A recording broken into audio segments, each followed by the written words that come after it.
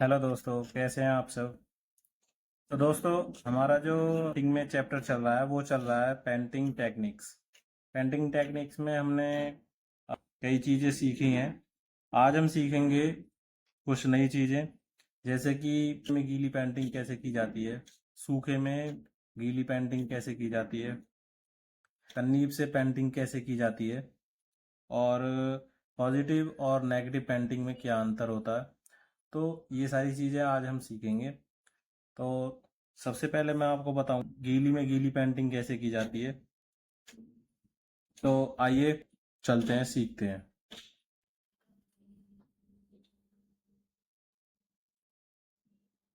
सबसे पहले हम बेसिक कोट कर लेंगे। एक कोई भी कलर ले लेंगे। मैं येलो कलर ले रहा हूँ और इसको आराम से पूरा कलर कर लेंगे।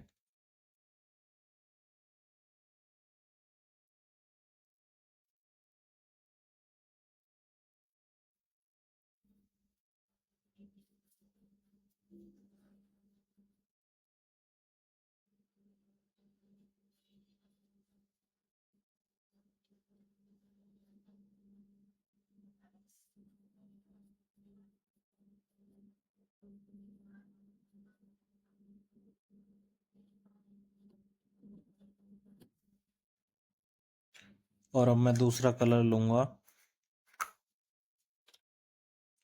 Light sky colour. ध्यान रहे हमारा जो बेसिक कोट है वो गीला ही रहना चाहिए। तो गीले में ही मैं इस कलर को मिक्स करूँगा धीरे धीरे।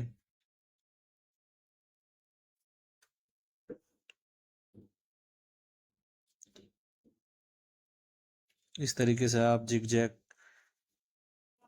स्ट्रोक लगाएं।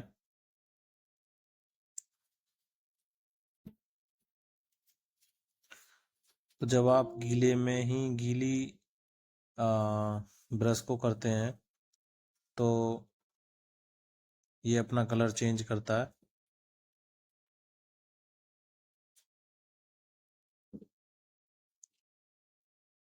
इसी टेक्सचर को लाने के लिए हम गीली में गीली टेक्निक्स यूज करते हैं हम।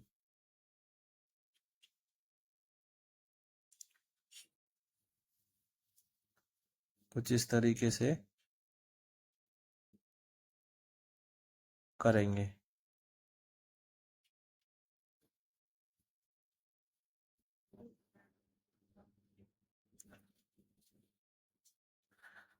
अभी जो भी टेक्निक्स मैं आपको बता रहा हूँ वो मैं सिंपल पेपर पे बता रहा हूँ, छोटा सा एग्जांपल देके, सिर्फ समझाने के लिए।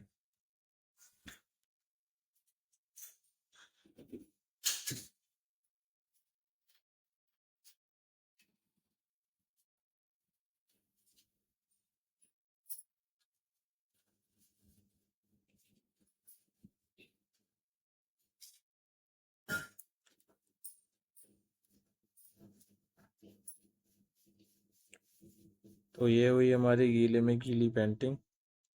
अब इसे हम थोड़ा सूखने देंगे।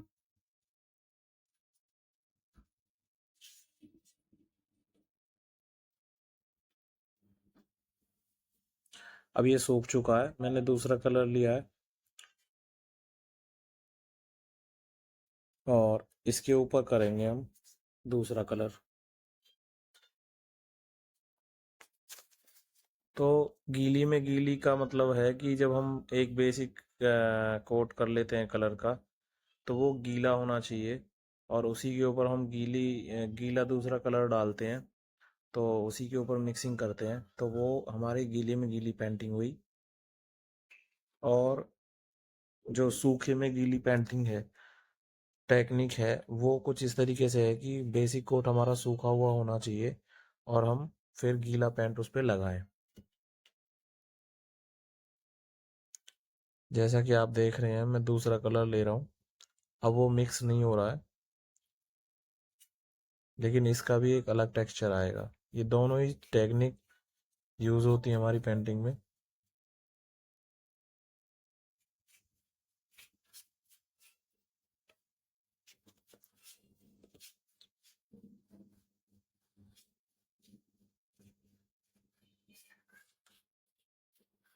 कुछ इस तरीके से हम कर लेंगे।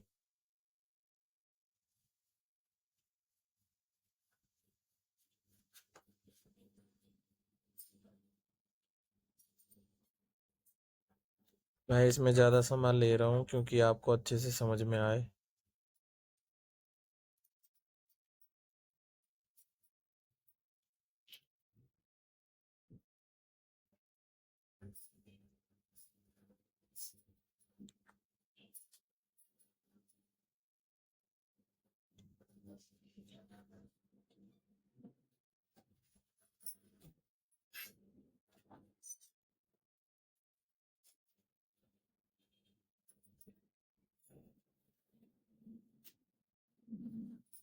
तो ये टेक्सचर निकल के आया हमारा।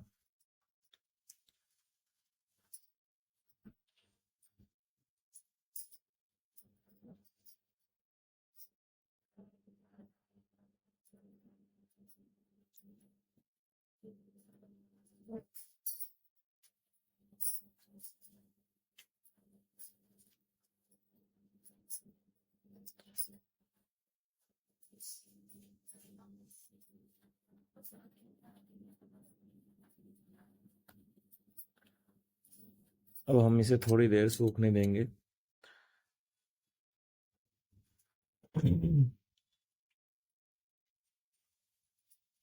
अब मैं आपको बताऊंगा कि कैनवस के द्वारा पेंटिंग कैसे की जाती है। एक छोटा सा एग्जांपल दूंगा। तो हम माउंटेन बनाएंगे। अब हमारा जो बेसिक कोट है मैं इसी पे ही बताऊंगा। इसी को ही बेस मान लेंगे हम। और एक माउंटेन का छोटा सा एग्जांपल कैनव द्वारा पेंटिंग कैसे करते हैं वो बताऊंगा।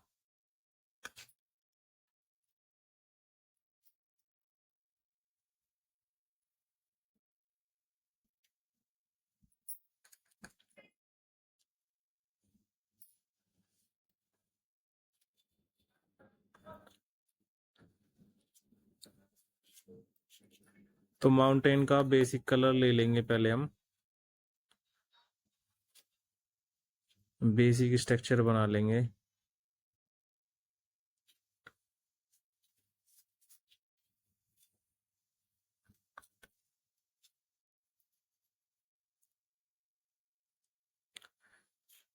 कनिप्स को एंगल में पकड़ने का भी एक ध्यान में रखने वाली बात है। कनिप्स को किस एंगल पे पकड़ना है और कनिप्स के किस कॉर्नर को हम टच करेंगे, फ्लैट एरिया को कहाँ पे टच करेंगे, ये थोड़ा सा ध्यान में रखते हुए हम एक बेसिक स्ट्रक्चर बनाएंगे माउंटेन का। तो इसे सिंपली एक ही कलर से हम कर लेंगे।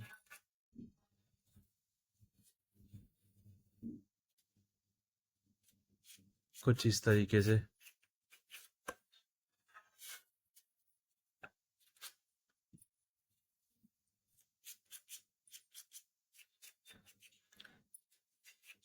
आपका जितना बड़ा कैनवस होगा, जितने बड़े एरिया में आप पेंटिंग कर रहे होंगे, आप कनिव्स उसके अकॉर्डिंग ही यूज़ करें। मैं 1 नंबर कनिव्स यूज़ कर रहा हूँ अभी क्योंकि एरिया बहुत छोटा है।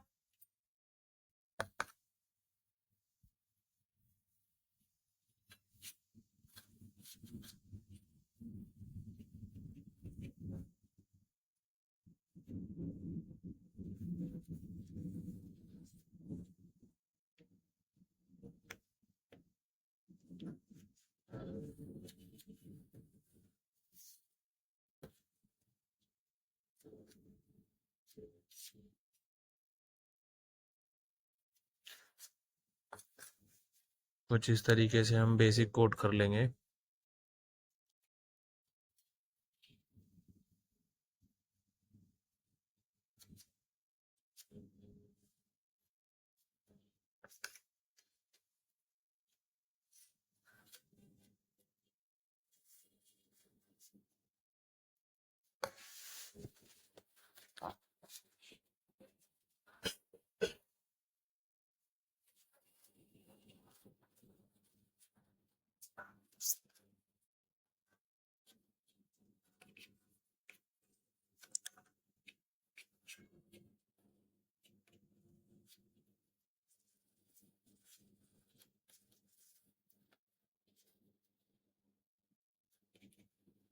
तो लगभग बेसिक कोट हमारा कंप्लीट हो गया है। अब हम दूसरा कलर लेंगे और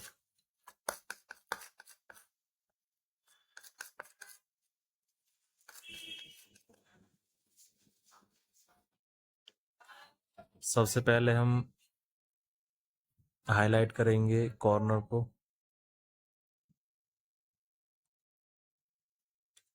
कॉर्नर से नीचे की तरफ।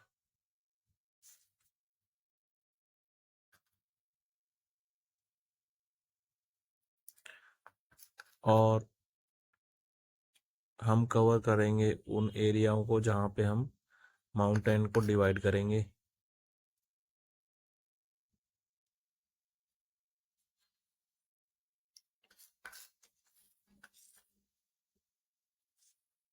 कुछ इस तरीके से हम दूसरे कलर का टचिंग देंगे।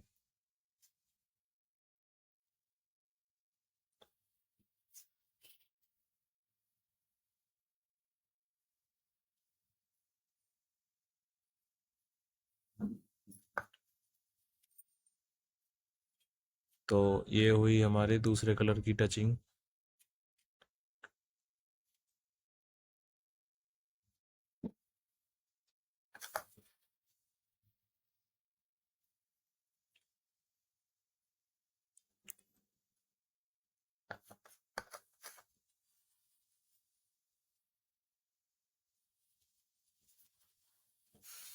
अब मैं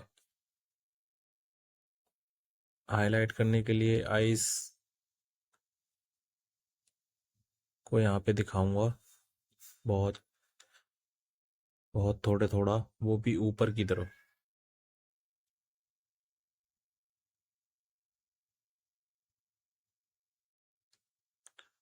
तो ये टचिंग करेंगे हम तीसरे कलर की।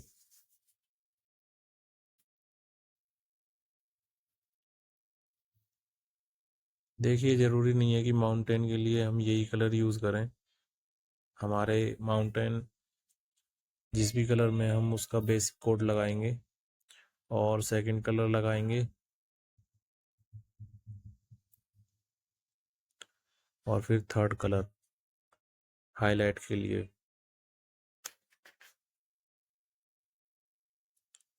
कुछ इस तरीके से हम हल्की हल्की टचिंग करेंगे।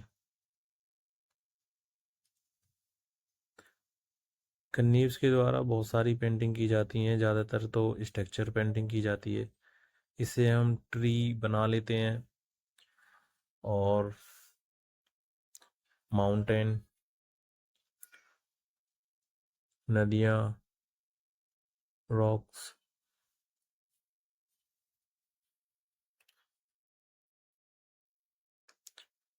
बिल्डिंग, सड़कें, काफ़ी सारी चीज़ें हैं जिनको हम कनीज द्वारा बना सकते हैं।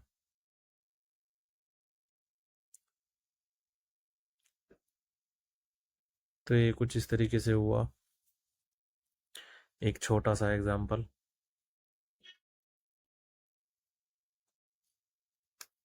जब हम पेंटिंग बनाने में जाएंगे तो हम एक बड़ा रूप देखेंगे जब कनीब से हम पेंटिंग करेंगे।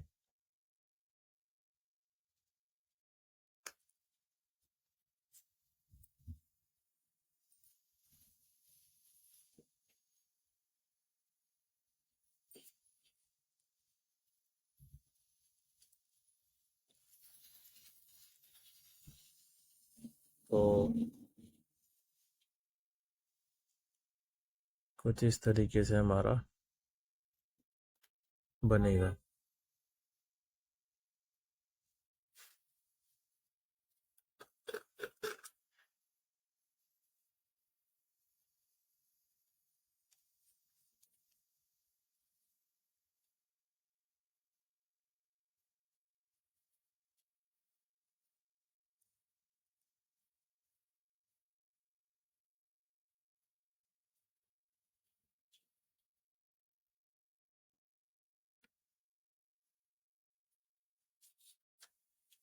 तो ये बात हुई हमारी कन्नीब से एक छोटा सा पेंटिंग की बात।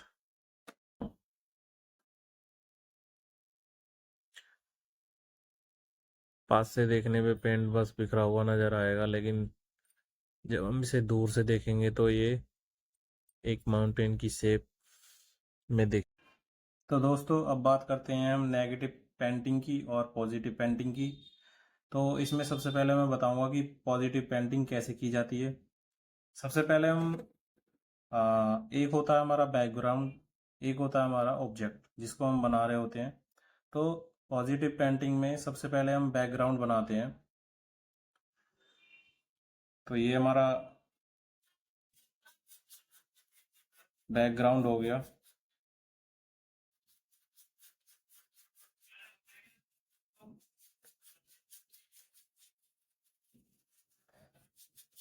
कुछ इस तरह से।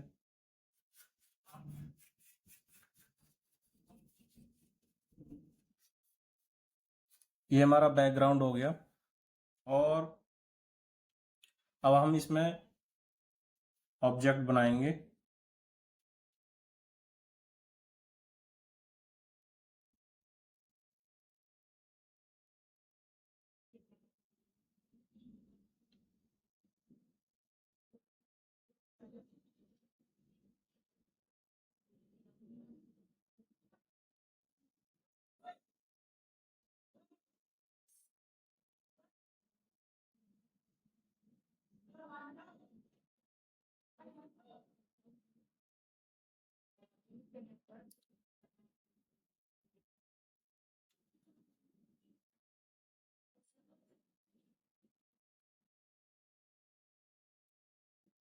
ये हमारा ऑब्जेक्ट हो गया।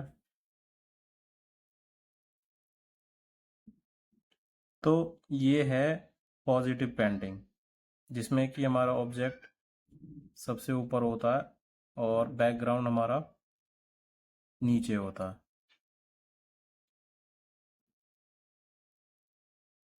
तो ये है हमारी पॉजिटिव पेंटिंग। नेगेटिव पेंटिंग की बात करें तो इसमें उल्टा होता है। जो ऑब्जेक्ट कलर होता है उसको हम बेस कलर करते हैं, और उसमें जो बैकग्राउंड कलर होता है उसका हम, जो ऑब्जेक्ट होता है उसको हम कलर करते हैं। जैसे कि ऑब्जेक्ट कलर हमारा ये है, इससे हम बैकग्राउंड बनाएंगे।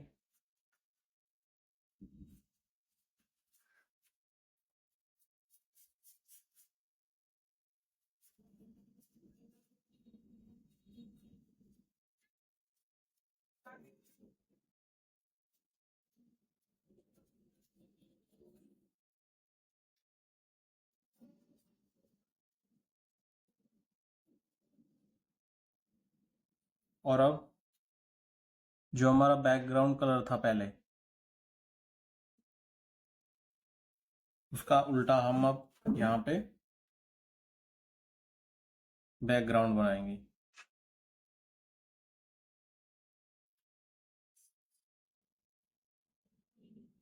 तो इसका ज़्यादा यूज होता नहीं है, खासकर हमारा पॉजिटिव पेंटिंग का ही यूज होता है। कहीं कहीं पे इसका भी यूज होता है, नेगेटिव पेंटिंग का।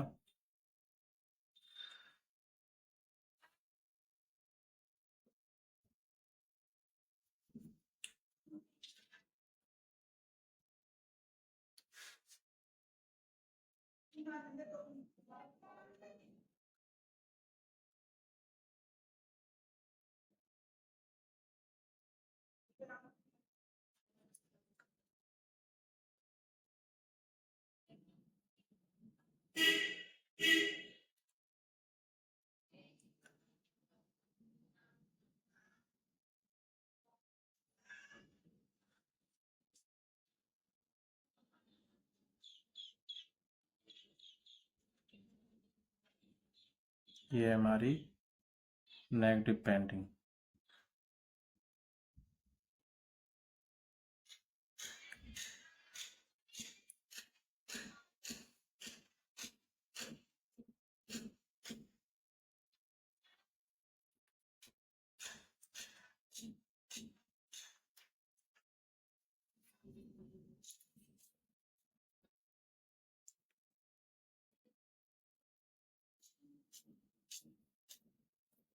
आमतौर पे कम ही यूज़ होता है। आप दोनों में फ़र्क देख सकते हैं।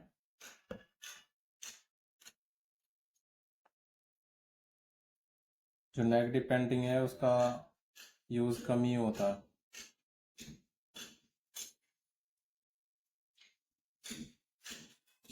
तो दोस्तों आप देख सकते हैं कि नेगेटिव पेंटिंग में और पॉजिटिव पेंटिंग में क्या अंतर है। ये हमारा ज़्यादा यूज़ में आता है और ये हमारा कम यूज़ में आता है। तो ये हुई। तो दोस्तों मैंने एक छोटा सा एग्जांपल देके बताया आपको गीले में गीली पेंटिंग कैसे करते हैं और सूखे में गीली पेंटिंग कैसे करते हैं, और एक कन्नीब से मैंने एक छोटा सा एक उदाहरण देके बताया है। तो इस तरीके से कन्नीब से पेंटिंग बनाते हैं, और भी चीज़ें बनाते हैं, पेड़ हो गए हैं और पानी हो गया है, और कई सारी चीज़ें हैं जिनको हम कन्नीब द्वारा बनाते हैं। पेंटिंग मिक्सिंग पेंट मिक्सिंग करने के लिए तो ये काम में आता ही है, और ये पेंटिंग करने के लिए भी काफ़ी यूज़ में आता है। खासकर ये स्ट्रक्चर पेंटिंग बनाने में काफ़ी काम आता है। तो ये कुछ चीज़ें हैं जो कि हमारी पेंटिंग टेक्निक्स में आती हैं। इनसे पेंटिंग बनाना काफ़ी आसान हो जाता है। तो मैं आपको और भी चीज़ें आगे बताऊंगा पेंटिंग टेक्निक्स में। तो आज के लिए इतना ही। Thank you.